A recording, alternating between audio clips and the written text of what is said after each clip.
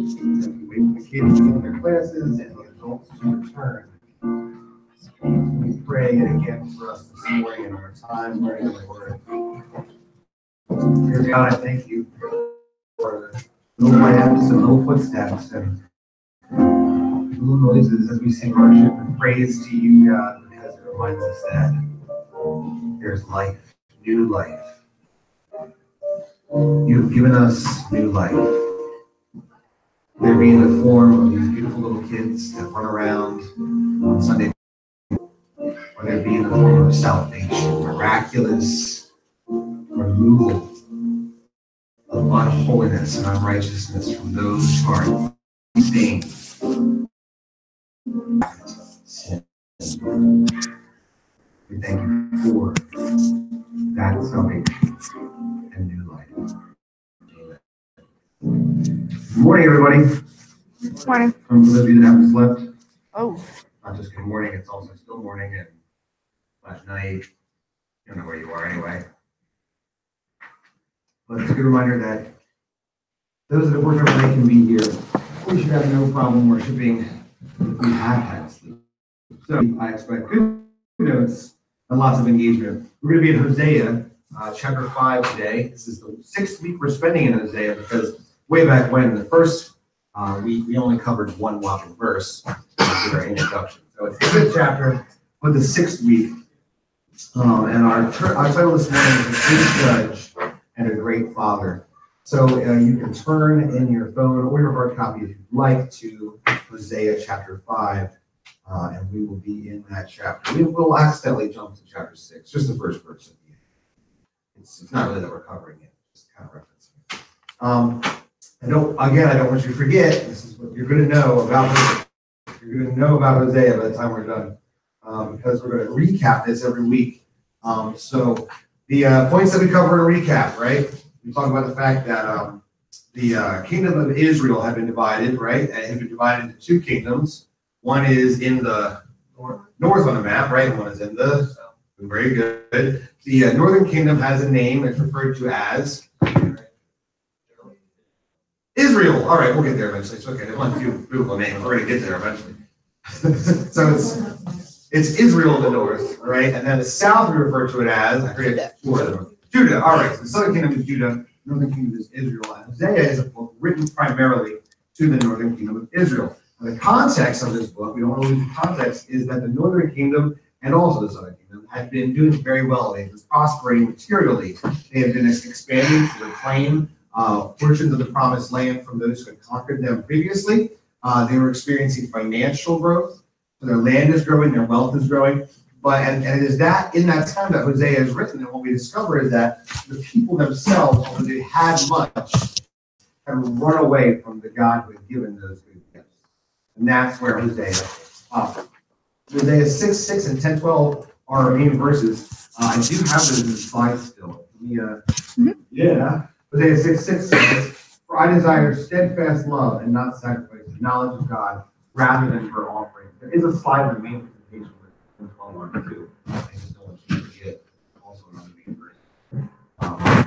Maybe.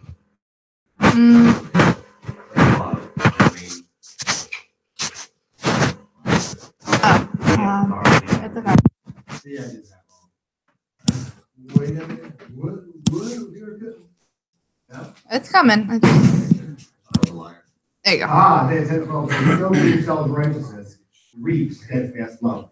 Break up your fallow ground, for it is the time to seek the Lord, that he may come and in righteousness upon you." That God desires us to know him, and that knowing acts out in worship to him. And as we worship him, we will literally feel that righteousness rain down on us, that he will give us rain. Why? Why would that happen? Because we can then produce the fruit that he is supposed to. It's all about worshiping God. The right theology, knowing God, leads to right doxology, the worship of God, and that is what we do. All right?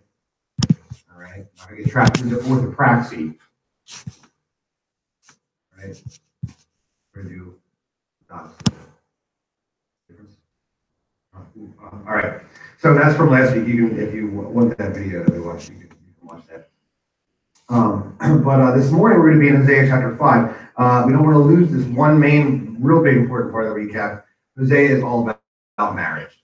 And in Ephesians 5, we've looked at it several times, it actually gives us the real meaning of marriage. And that is the meaning of marriage, not just for Ephesians, but literally for the whole course of history. That marriage is to represent God coming together with his people in a covenant. And though in Hosea, what we realize is that God's people are constantly running away. I mean, the word he uses is whoring. We are literally, as God's people, whores, running to other gods. And as that whore, we deserve separation, death, to be cut off from the covenant, that we have broken and violated the covenant, but God upholds his covenant. God stands with his covenant and calls back his people. And that is what Ephesians 5 tells us marriage is about, which really helps us in our understanding of what Hosea was actually written to tell us. Now, in Hosea thus far, we've covered a lot of things.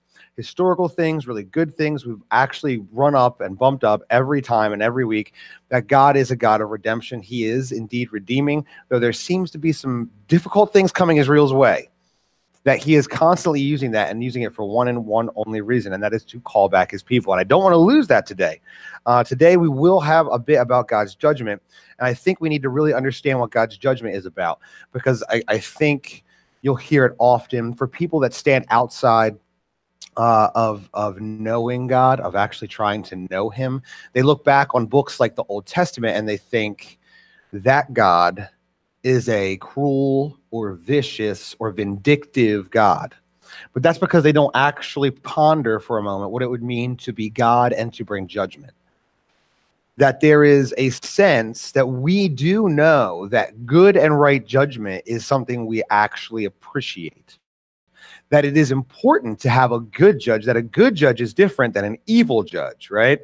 To stand before a good judge is to know that what comes down from the good judge is just. To stand before an evil judge is to fear and worry that that judge, through capricious knowledge, may change, whimsically declare judgment upon whether someone be guilty or innocent, and then exact on that person a judgment that may have nothing to do with what they have actually done. So my hope is that in this, we can look a little bit about here as God begins to speak about judgment, that God is a good judge and not lose that fact, as our title is a good judge and a great father. All right, so in in Hosea 5, I just want to read the first two verses. Our first point today is devastation, but with perhaps a question mark as we might think about it. These first two verses are going to feel ominous, but I want us to get to a point where we can really grab a hold of them, understand them. Devastation? Curious? Hosea, we're going to look at the first two verses, 5, 1 and 2. It's coming. If you don't have your copy of the Bible, it'll be on the screen. Oh, just kidding. We are actually very prepared today. You may not know, but we are incredibly prepared. Really? They changed on my screen. They just didn't change on yours. I'm very sorry. I do apologize. It says, "Hear this, O priests, pay attention, O house of Israel. Give ear, O house of the king, for the judgment is for you. For you have been a snare at Mizpah and a net spread upon Tabor. And the revolters have gone deep into slaughter, but I will discipline all of them." It's a big, overarching declaration. And what he really declares here at first to pull our attention to is that it's going to be everybody, but particularly these leaders. You have to understand, here it says they were ensnaring people. They're literally grabbing people and pulling them down with them, leading them away. Kings and priests dragging the people, and we'll see this later in the chapter continually, more and more deeply into sin, so that as they worship God, it was not worship of God anymore. It was literally them practicing religious acts for their own gain, which is the opposite of worshiping God. And so it says clearly that he is going to rain down destruction. He's going to bring severe and swift judgment, but it uses a very specific word. And this is why I want you to understand. It sounds like this is going to get real dark in this chapter real fast, but there's a very specific word in there he uses to talk about this judgment. And it's the word discipline. He uses specifically at the end of verse 2, the word discipline. I'm going to pull up. I do believe I also have I hope it doesn't actually say that reference. I have Proverbs 13:24. Yeah. Proverbs 13:24. uses this exact same word, but I want you to hear what the context is and actually understand what this word is all about. As we look at these what seem to be ominous judgments, in Proverbs 13:24, the same word used says this: whoever spares the rod hates his son. And that is strong word. That is strong word right there. But he who loves him is diligent to discipline him. As a parent, this verse is great. So you get parenting pro tips this morning too. Whoever spares the rod, I was going to read it again. Oh, man. I'm kidding. Whoever spares the rod hates his son. Parents, if you spare the rod, it says you don't love your child, you actually hate them. So when you go to the grocery store, all human beings, whoever goes to the grocery store or Wawa or the gas station with the windows down, and you see a child, okay, behaving in a manner that is, pretty normal for a child, desiring what they want, right? It's pretty stereotypical child, right? You walk down the toy aisle, they get near the candy, which is horrible. They put those at the checkout aisles. It's literally creating a stumbling block for children. They put the candy right there so that as you have to wait in line behind everybody checking out all their stuff, the kids get to stare at chocolate bears dancing around at them, begging them to be eaten, or eggs that you crack open that are chocolate, but inside is also a toy. Like, that's horrible. It's evil for children. And they desire it deeply. They want to run to it. And then what happens? What happens when a parent might say, no, you violated their will, and they turn into demons, and they writhe, and they scream, and they cry, and they yell, right? And you see that. And at that moment, what is happening is there's a dynamic trying to be played that the child wants to rule over the parent. That's really what's happening. That the child is trying to manipulate that situation so that they would win. As a parent, in those moments, when you give in at that time, you are sparing the rod, all right, and hating your child. So, not to judge you, I understand. We get tired, we get worn down, and sometimes if you just give them a Kit Kat, they'll just shut their mouths. I get it. But here what it would say is, rather than it's important to discipline, but he who is diligent to discipline him loves him. And the word diligent there is important because no parent wants to withhold what their child wants from them, except to bring about their good. And that's it. I want my kids to have, and it is a true statement. One of the pastors that really helped me form and grow initially in my life was Pastor Mark Driscoll. And he at one point said that he wanted to be a father, right, who says yes a lot. I want to be a father known for who says yes a lot, because he wants his no to be very, very meaningful. Just realized that it sounds more like Matt Chandler. It doesn't matter. They're both good pastors. You can listen to either of them. All right.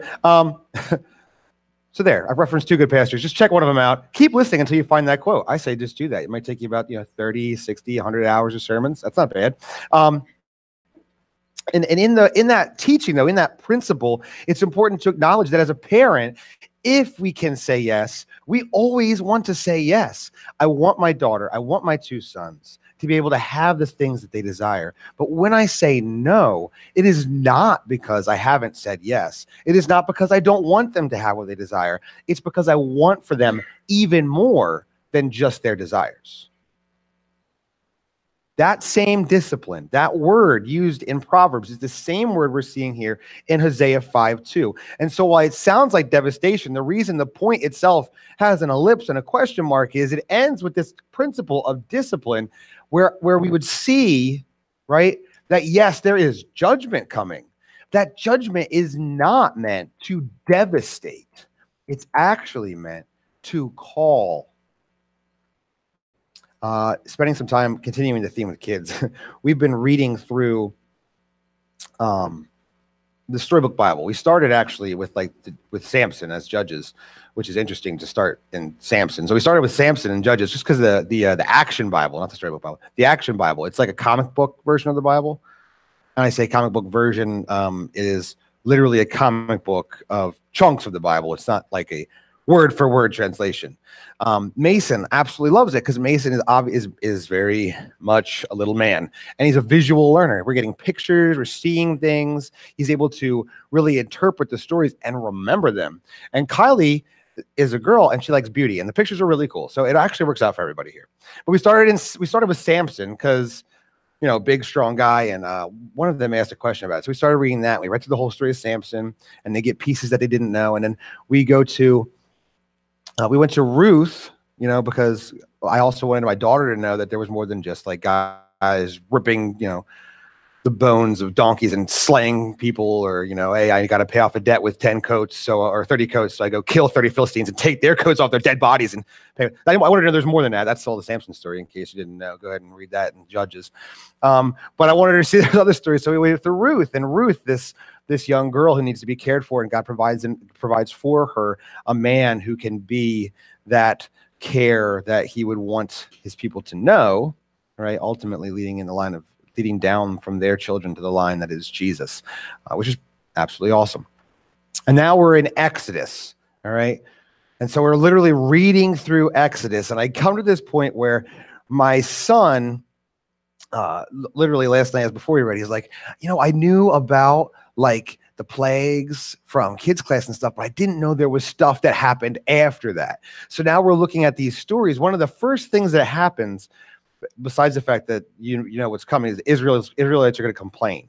God literally takes his people from slavery in Egypt, where they're being beaten and killed. And you have to understand something. This next statement comes after this. In Egypt, their firstborn, their male babies, were being thrown into the Nile to drown them. That's mass genocide. That's what's happening to them in Egypt. They get out into the wilderness. God has conquered. This is after the Red Sea closes on the army of Pharaoh. They have seen God conquer their slavers, and they are in the wilderness now, free, and they start complaining. We ate better back in Egypt. Your kids were being thrown into the rivers to drown.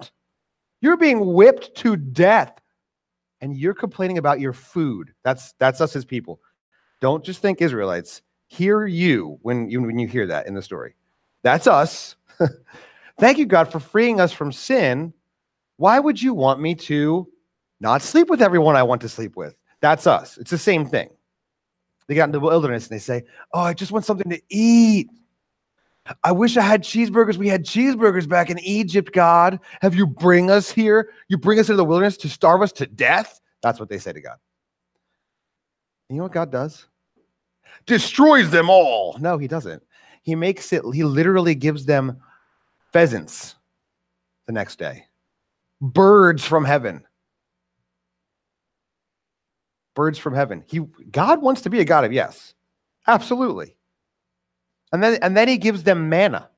Manna meaning, roughly translation, what is it? It was a bread-like substance. He gives them meat and bread, more that they could eat than they would have their fill. That's what a good God does. He wants to be a God of yes, because his no really matters. I'll give you these good things I want you to enjoy. Because when I say no, I really mean no, not to withhold from you some sort of joy, but to stop you from going towards your death and decay. All right. So here we see that the word discipline coming in actually changes these messages of devastation into messages of true and deep and abiding change he wants to bring in his people. The next part is going to tackle on right with what we kind of learned about last week about knowing. So in verses 3 to 4, we will read this off of my mislabeled texts. It says this: I know Ephraim and Israel is not hidden from me. I'm going to read that phrase again because I want you to hear these two phrases, and I want you to understand that they actually mean something maybe a little more than the text in English is giving us. I know Ephraim and Israel is not hidden from me. For now, O Ephraim, you have played the whore, and Israel is defiled. Their deeds do not permit them to return to their God, for the spirit of whoredom is within them, and they know not the Lord. Last week, we spoke about how important this concept of knowing was to God, that for God, knowing was actually the issue. But knowing is not simply knowledge that we would have of something like math, right? I like math. There's people in this room that have liked math so much they studied it as their degree. Maybe too much love of math. I'll throw that out there. My aunt retired as a math teacher. She was a math teacher for like forever. She was a math teacher. Loved math. I remember getting tutored in math in college when I was studying it, when math became a lot less fun and it wasn't like numbers and stuff. And it was like this theory. And you're like, I thought math was the one thing that didn't, but no. All right. So it started to change over. I started to find it less fun. But as I was getting tutored in these things from people that had taught math forever, what came out is this love for math. Crazy. All right. But what we like about math is it's consistent and it doesn't matter what you have thought about something. It is the way it is. It has these certain laws. And when you know it, you know it. 2 + 2 is 4. And if you're going to add 2 things to 2 things, you will not get 5 things or 3 things. You will get 4 things. That's knowing a fact. Knowing here isn't just knowing a fact. It's that all-encompassing relationship, knowing not just the facts of what are happening, but why the facts are happening. It's knowing how something works and knowing what something desires and knowing when it will desire it. It's that knowledge that happens like between those 2 really cute old people that you see that have like been married forever. And like the way he treats her and the way she treats him, it's just there.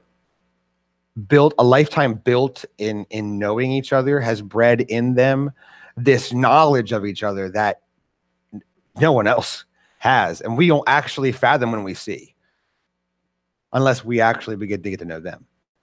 That's the knowledge God's speaking of here. And so when he looks and speaks, right, to Israel, Ephraim, remember we talked about Ephraim being a trade-off for Israel. When you hear Ephraim, think big tribe in the northern kingdom, synonymous with Israel, the northern kingdom. All right. When he speaks about knowing them and that what he sees everything they do, he knows how they work. That's what he's saying. And in this moment, it's a call to them.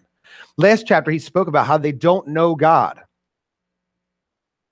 And he says, but I know you. That deep knowledge, loving them, deeply moved by them. So moved by them because of his love that he can't not do anything.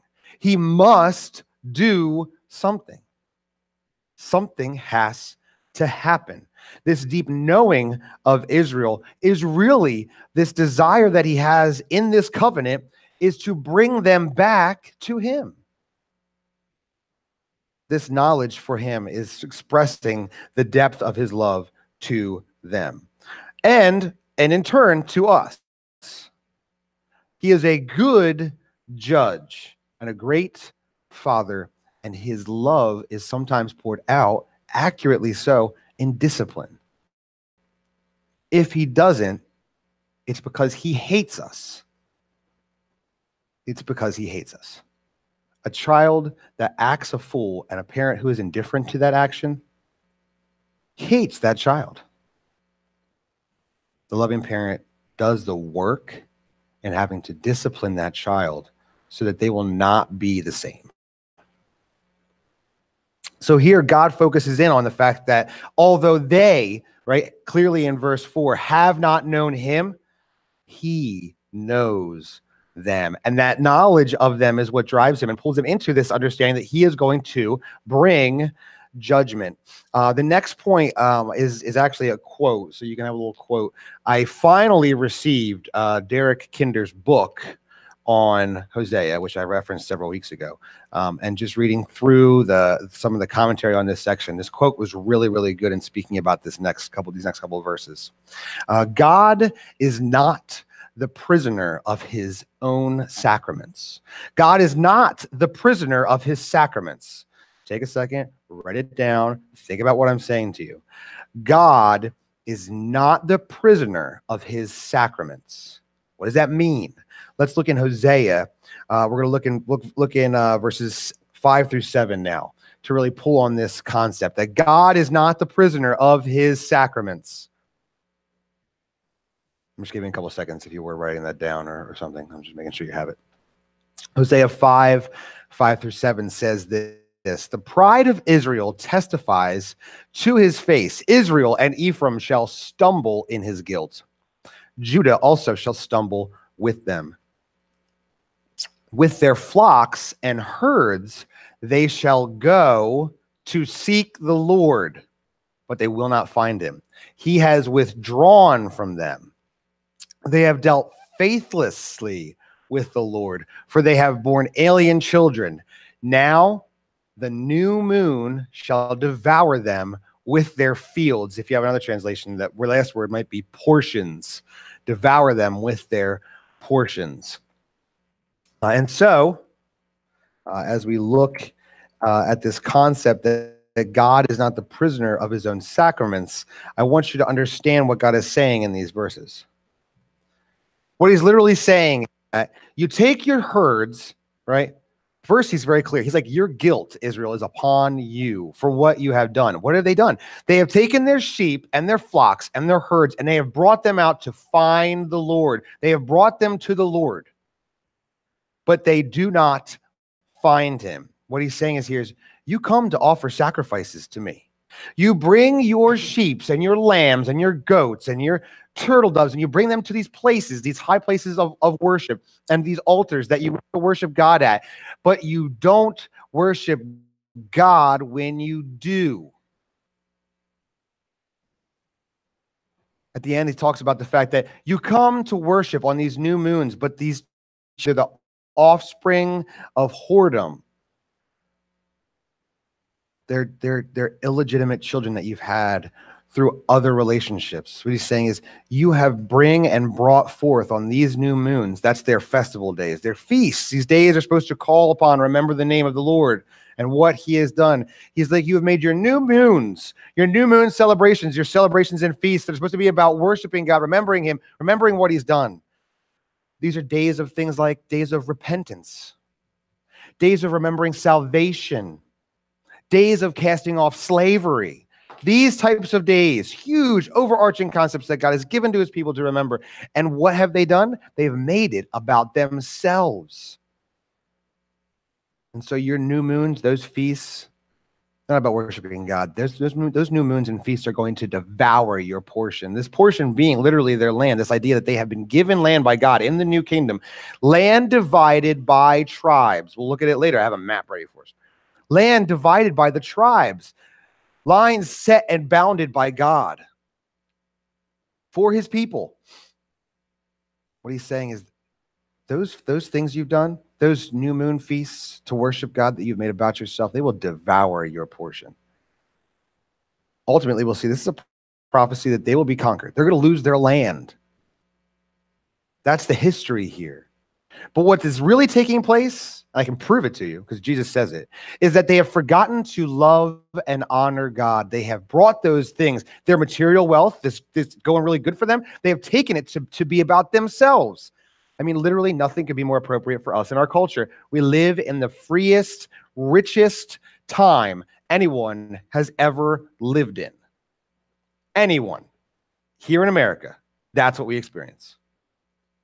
The things you can do, the way you can obtain money and spend money. Nothing has been freer or richer in the history of the world than us right now, save Adam and Eve in the garden prior to the fall. That one, but those moments, forever, how many years those moments lasted, we don't exactly know specifically, but however long that lasted, literally the weight of the curtain, I can't even bear the truth right now. That's a curtain, the curtains fall down. That freedom, the freedom we experience, it's like they felt, look at us, we can conquer the land back. Look at all that we are getting. No one has feel for loss. That's how they were feeling. That's how we live. And in that, they didn't take their joy in what they had back to the giver of those gifts. Take note, as we sit here in our clothes that we have too much of, with our shoes that we have too much of, in our cars that we can just put gas in whenever we want, and drive wherever we need to, and do whatever we want. Take note, who those things come from. As someone who knows the giver, it's very important to acknowledge gratitude. Here, I'm going to give you this verse. All right. The next point is a famous bracelet. What would Jesus do? WWJD. I will tell you exactly what Jesus does. Right? That God is no slave to his sacraments. All right. Matthew 9:10-13 says this. And as Jesus reclined at table in the house, behold, many tax collectors and sinners came and were reclining with Jesus and his disciples. And when the Pharisees saw this, they said to the disciples, why does your teacher eat with tax collectors and sinners? I'm saying it that way because they were whispering. Okay. They weren't directing it to Jesus, right? But when he heard it, Jesus, he said, those who are well have no need of a physician, but those who are sick. And pay attention, we know this next verse. Go and learn what this means. I desire mercy and not sacrifice. Where does that come from? HOSEA 6:6. For I came not to call the righteous, but sinners. Amen. God is not a slave to his sacraments. That is, it is not that we do something that God has asked us to do to get something that we want to get. That's not how it works. You have to have a curious thought in your mind here. You mean to say that God set up the sacrificial system in which they were to come to the priests and offer blood offerings to cover for their sin? And yet I have a curious question here. Does it not seem that God is saying, that's what I asked you to do, and that's what you're doing, but your sin is not being covered? Why? Jesus tells us right here. Jesus tells us it's because they didn't know God. They didn't know God. This is orthopraxy at its finest. They are simply practicing ritual religion, thinking that it's bringing them salvation, healing, cleansing. It is not. It is bringing them destruction because they don't know God. They've lost why. Why are they doing it? Why are they doing it? For themselves.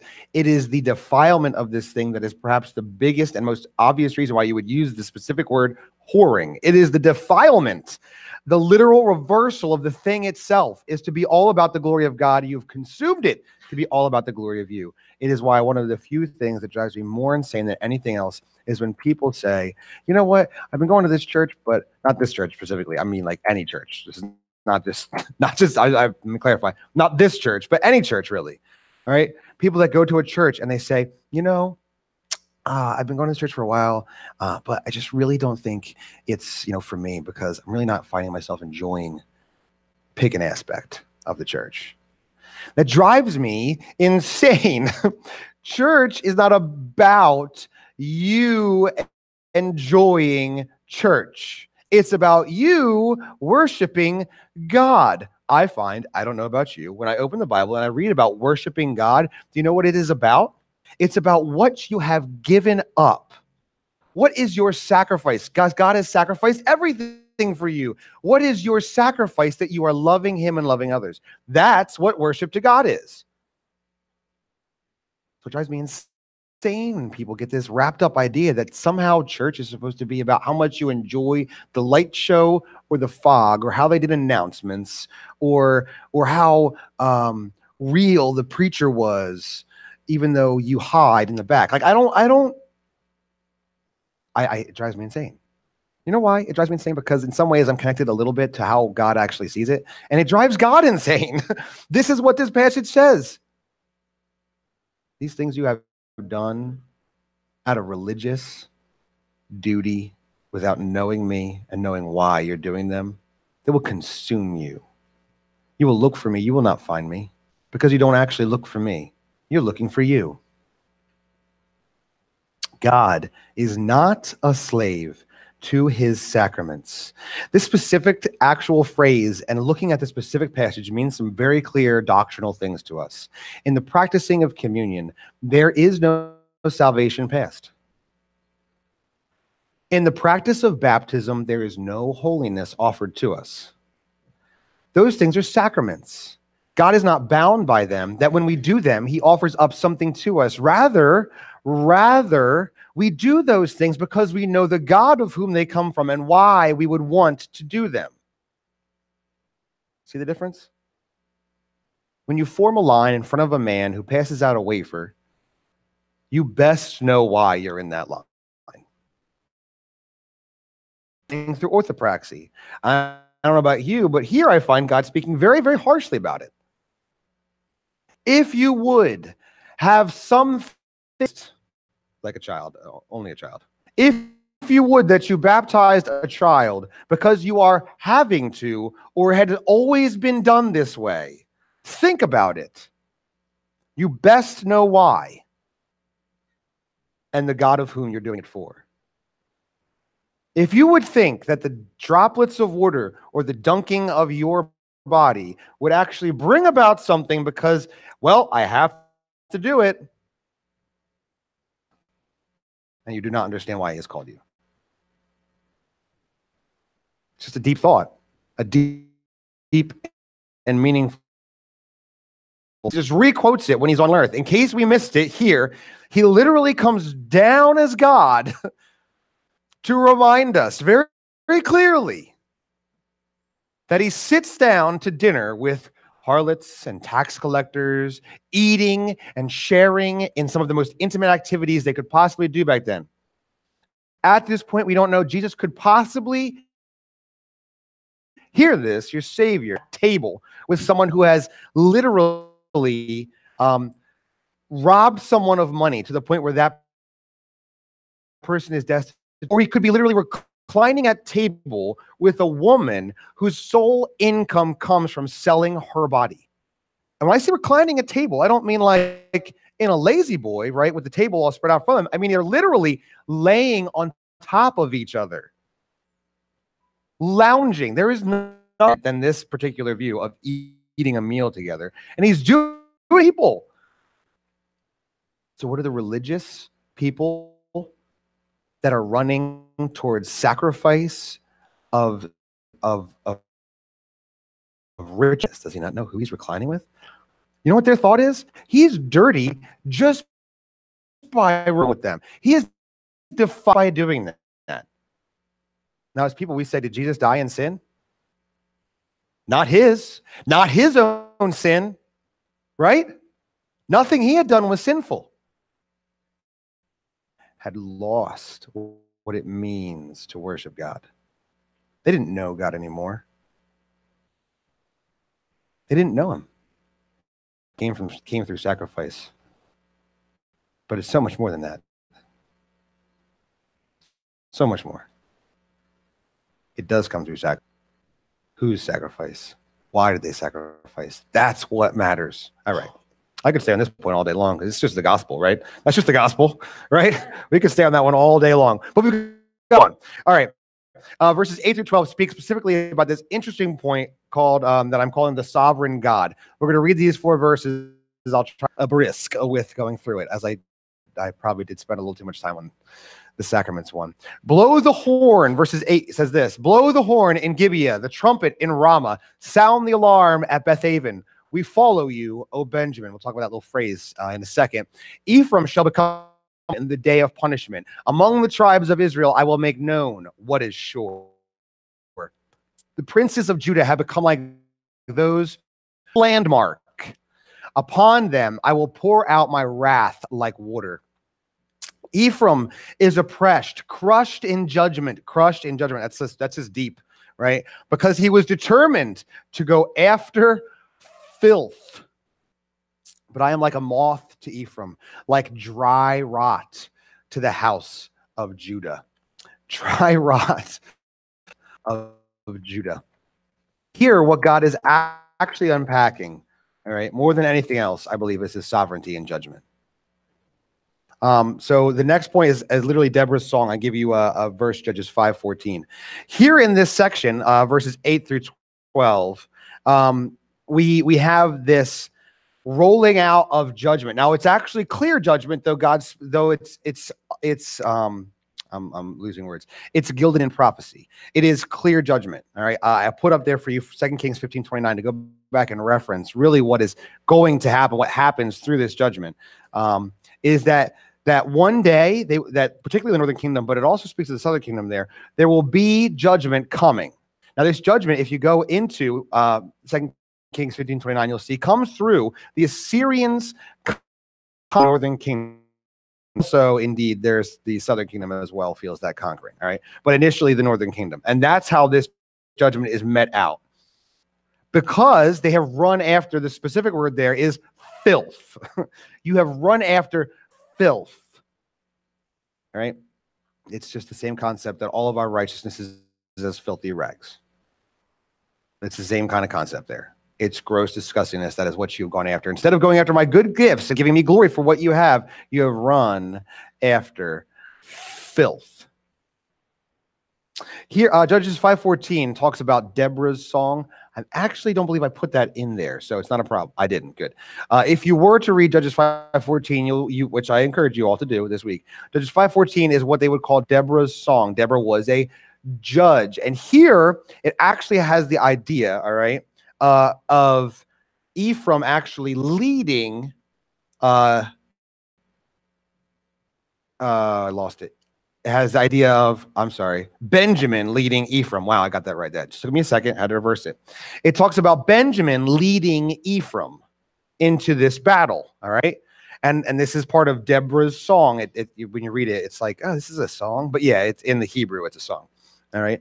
Deborah the judge singing this cry to Israel in this battle, and it talks about Benjamin leading Ephraim. Now, Benjamin, we know something about Benjamin? If you studied biblical history, Benjamin was he the oldest of the 12 tribes or the youngest of the 12 tribes? The youngest of the 12 tribes. All right. Not the favoritist of all the kids. That was actually Joseph. Don't have a favorite. We did Genesis, all right? We know this. Don't have a favorite, right? But Benjamin was the youngest of the 12 tribes. And so it was interesting in this song to have Benjamin leading Ephraim here out to this battle, all right? But it's part of the song. And here there's this interesting reversal, and it's in that one phrase, right? You are behind. It's more or less translated, you're behind us, O Benjamin, or pay attention, O Benjamin. What's literally happening here, I'm going to unpack all this. Can you put the map up for me, Amy? I want to unpack all this for you. Because here it also, what you may not have caught is that it actually talks about Judah moving the boundaries, moving the landmarkers. It's talking about both the northern and the southern kingdom.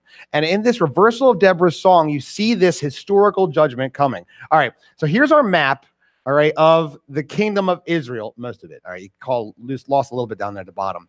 The blue represents the northern kingdom's territory. And all the colors you see, the lines in between that look like state kind of lines, those are lines divided up for the tribes. Now, the tribe of Benjamin is part of the red lines down below, which is the southern kingdom of Judah.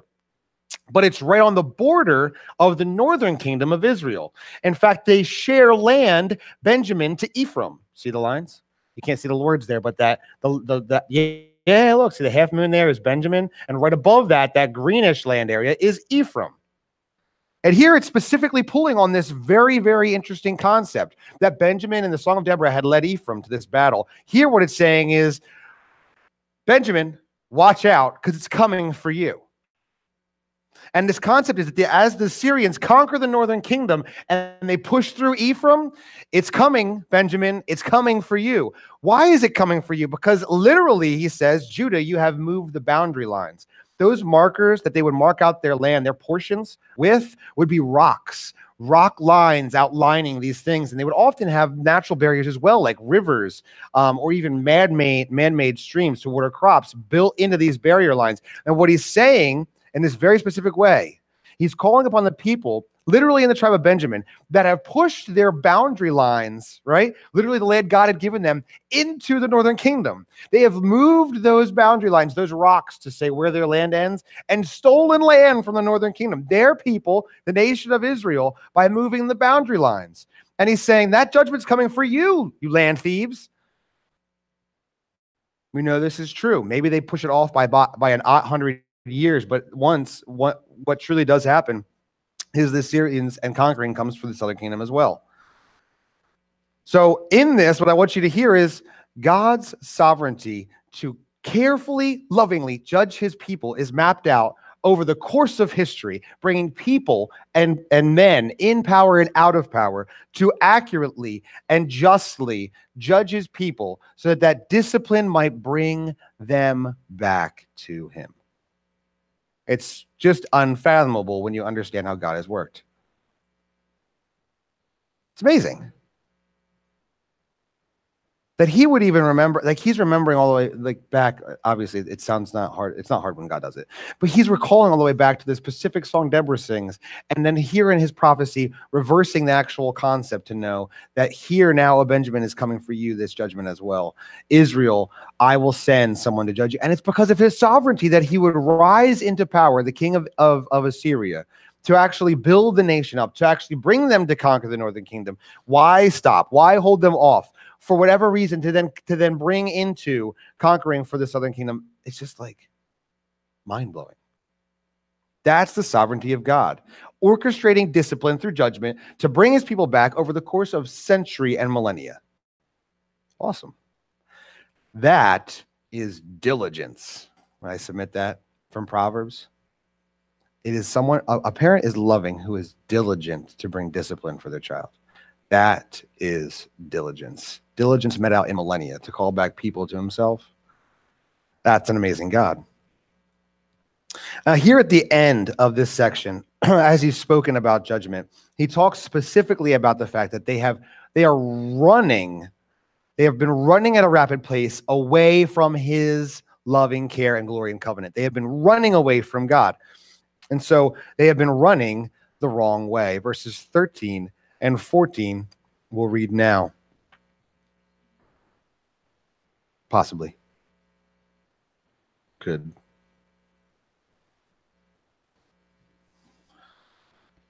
We're going to read it. It's okay. Everybody just relax.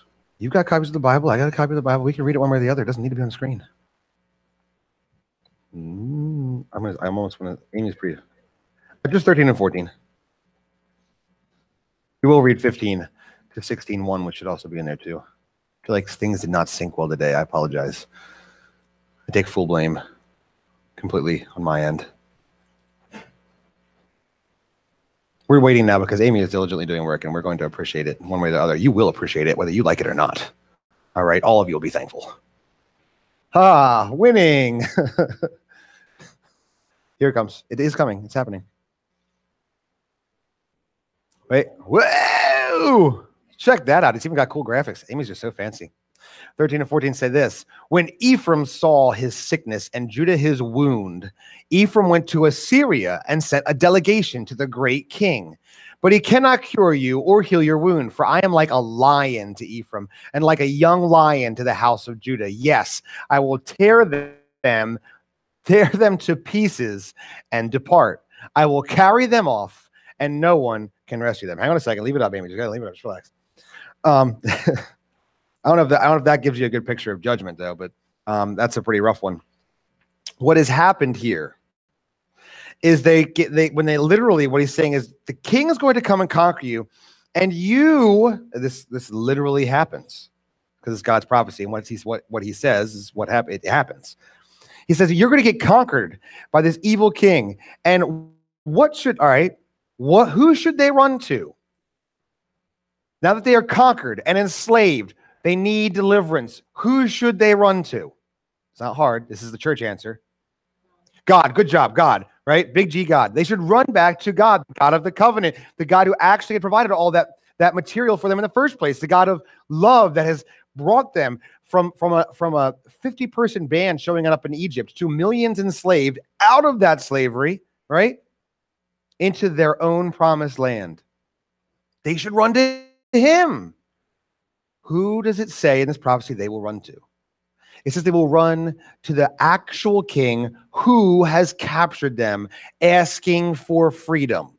They'll run to the great king, and they will literally pay homage to another. That is the exact opposite way they should be running. It is the way that we run when we run to things like orthopraxy, the practice of religion to somehow make us holier. It's how we do when we run to, man, I really shouldn't have done that thing or said that thing or stole that money or looked at that porn or ran to that relationship, or I shouldn't have wanted to be that better at my job that much. I shouldn't have let those things lead me and guide me and be my consuming savior. And instead, what we try to do is like read the Bible a lot. If I read the Bible, I'll be more holy. Maybe I can approach God after I've had a month of being sacrificial with my time. We try to do these things. That's it. That's it. We run to the king of religion, the other king, right? Thinking that will be okay. They have run the exact wrong way. They, instead of running to the king that is God, they have run to the king that is not God. There's only two ways to go. They went the wrong way. And God says he's literally going to devour you like a lion. Why do you keep running incessantly away from me who loves you? And so here it goes from this these concepts of slow kind of decay, moth, rot in the bones, like we looked at in the previous previous 5 verses. Here we have this concept of a roaring, charging lion. I'm going to devour you and I'm going to walk away. And that's where people are like, oh, see, God is vicious. He is retaliatory. He is unloving. They'll read those verses and that's what they'll say. And they don't understand. No. That is exactly what he knows his people will need to come back to him.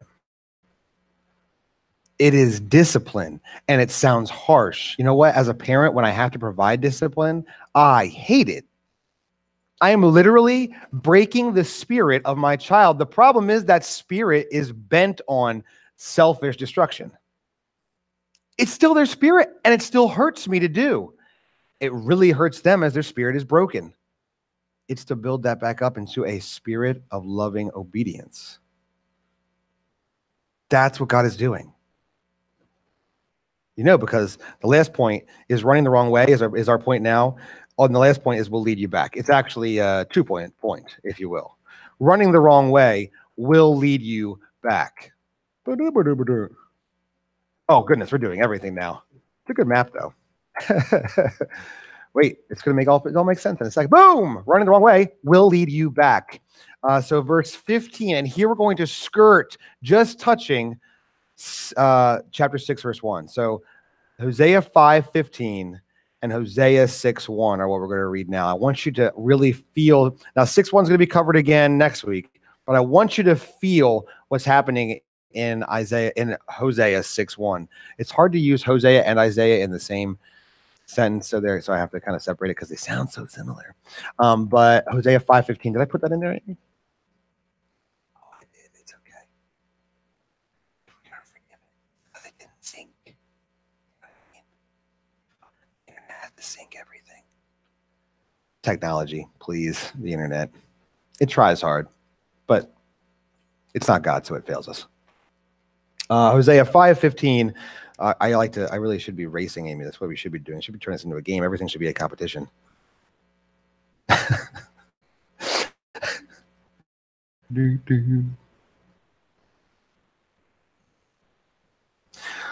So Hosea 5:15 and 16:1, which will be on the screen momentarily. Oh, it's popping up and it's got graphics. Say again? That's okay. We started at 14. It's not a big deal. It says this.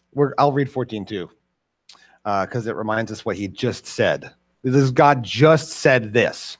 For I am like a lion to Ephraim and like a young lion to the house of Judah. Yes, I will tear them to pieces and depart. I will carry them off and no one can rescue them. All right. I will depart and return to my place until they recognize their guilt and seek my face. They will search for me in their distress. That's the point. What does verse 16:1 say? Boom. Come, let us return to the Lord, for he has torn us and he will heal us. He has wounded us and he will bind up our wounds. That's it. Isaiah, it says this. We read it this morning, and now hopefully it'll make even more sense why we pulled out one piece of a verse. Isaiah 57:18a. I have seen his ways, or rather, I know what he has done, but I will heal him. I will lead him and restore comfort to him and his mourners. Here is the truth about God's judgment. It is to always bring us to the end of ourselves. And at the end of ourselves, we finally realize all we actually needed was God. That's it. That's it in sum total. That is the purpose of good and right discipline. That we would come to the end of ourselves to realize that the discipline comes only and ever for our good. And so here in 16:1, what you see is this complete reversal in the mind of the people who have actually experienced the judgment. What they have finally realized is instead, like the world would say, look at this capricious, angry, old man kind of God shaking his fist at those dirty humans, crushing them under judgment. No, he has brought to us wounds that he will bind. He is going to be the one that will heal our sin. That is what he does. Though we're at the end of ourselves, he will restore us and bring us comfort. That is our God. That is our God. I'm going to read for you now our closing. We're going to move towards respond now. If you don't have to worry about writing this down, it is in Slack on the general page. To sum up, understanding that God is a good judge and a great father here for the nation of Israel, where he has spoken judgment. Why? Why has he spoken judgment? To bring them back to him. I have written this. A good judge casts strong and just verdicts, and we approve of justice. That is until we receive that judgment. We watch movies and read books and hear stories of justice from heroes and vigilantes alike, and we side with them. When it comes to God, we cry foul and beg mercy. Why? Why do we do this? We don't deserve it. We don't deserve mercy and definitely not grace, but God is also a good father. Justice comes down not just to meet the demand of injustice, but also the demand of growth he has. It's filled with mercy and grace because he loves us. We don't deserve his love, but we are his children. His covenant to us is steadfast, though we break it. Our response should pour out in devotion. God's justice to his people is discipline. He wants to correct us from the thing that separates us and him, our sin. We worship wrongly, and he brings us back. Praise him. Spend some moments in time thanking God for that truth, that he always wants to call us back to him. It is never to break us, that he would not bring healing, always.